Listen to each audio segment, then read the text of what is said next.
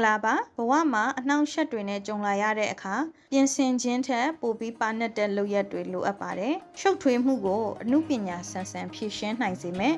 power verb နှစ်ခုအကြောင်းပြောပြမယ်ပထမတစ်ခုက troubleshoot ဒါဟာပြဿနာတစ်ခုရဲ့အရင်းအမြစ်ကိုရှာဖွေဖော်ထုတ်တာဖြစ်ပါတယ်ဥပမာ I am troubleshooting my daily routine ကျွန်တော်ရဲ့နေ့စဉ်လုပ်ငန်းဆောင်တာတွေဘာလို့အဆင်မပြေဖြစ်နေလဲဆိုတာအဖြေရှာနေတယ်နောက်တစ်ခုက navigate ပါဒါကတော့ခက်ခဲတဲ့အခြေအနေတွေကြားထဲကနေလမ်းကြောင်းမှန်အောင်ကျော်ဖြတ်တာကိုဆိုလိုတာဖြစ်ပါတယ်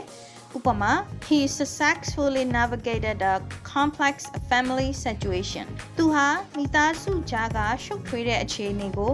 ပါပါနက်နက်နဲ့ကျော်ဖြတ်နိုင်ခဲ့တယ်ဟုတ်ပါပြီဒီနေ့ရဲ့ mind blowing quiz လေးကိုသွားရအောင်အခုမြင်နေရတဲ့ Rubik's Cube ကိုတီထွင်ခဲ့တဲ့ Aaron Rubik ဟာသူ့ရဲ့ပထမဆုံး cube ကိုအဖြေရှာဖို့